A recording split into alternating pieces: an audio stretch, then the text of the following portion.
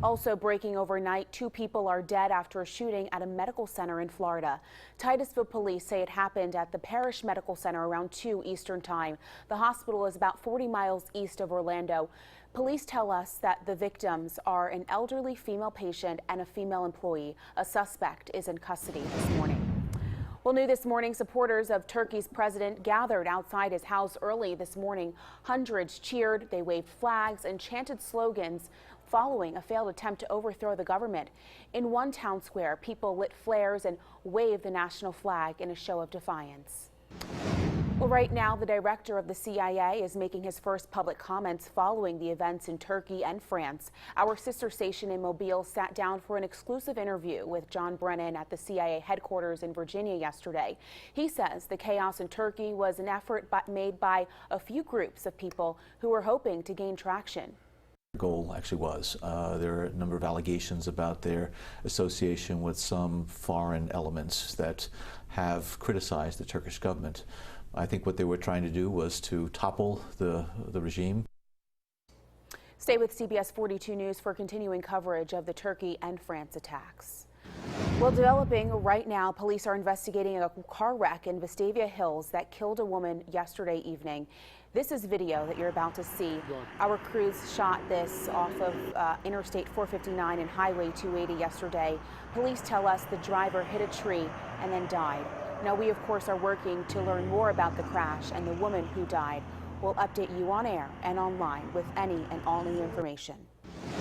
Well, also developing right now, 4 people are dead following a major accident in Talladega County. It happened on Alabama State Highway 21 and Grist Mill Road yesterday afternoon. State troopers say other people were also hurt in this crash. We are, of course, working to learn what caused this crash, and we'll bring you the very latest on air and online as well.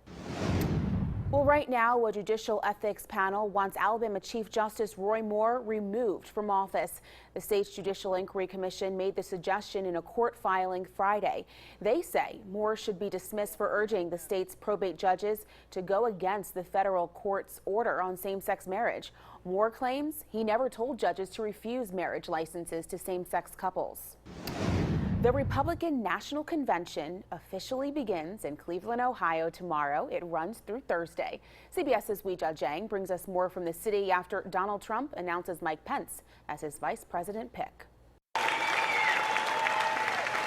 Supporters packed an airport hangar to welcome Governor Mike Pence back to Indiana, just hours after Donald Trump officially introduced him as his running mate. Today in New York City, I accepted Donald Trump's invitation to run and serve as Vice President of the United States of America. Pence tested out his stump speech before the Hoosier crowd. Donald Trump is a good man, and he will make a great president of this nation. Trump said he admired the work Pence has done in Indiana. Indiana's unemployment rate, and this is the primary reason I wanted Mike, other than he looks very good. Governor Pence balanced the budget. Can you imagine a balanced budget?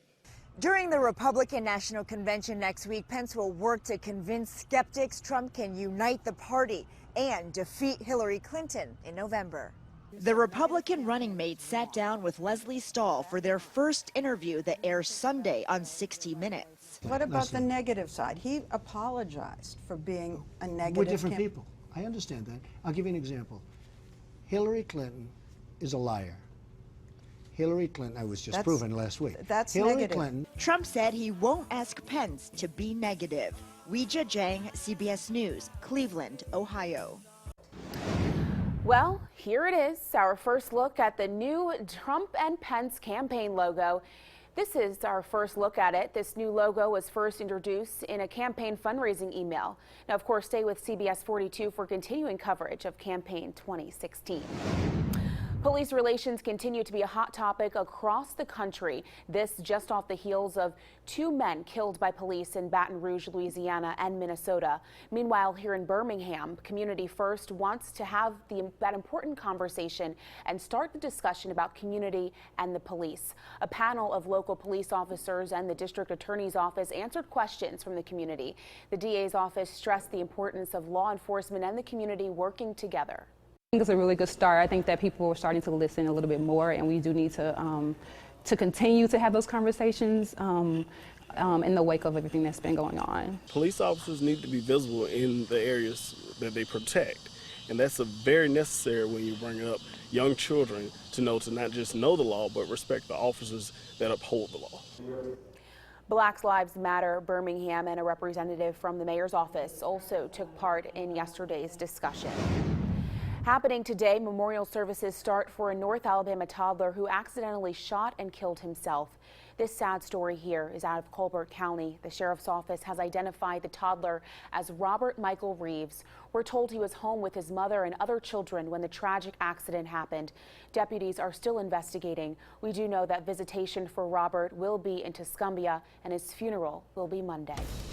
Well, your time right now is 6:07. Massive amounts of rainfall in the Carolinas. Straight ahead, where water rescues took place after those storms.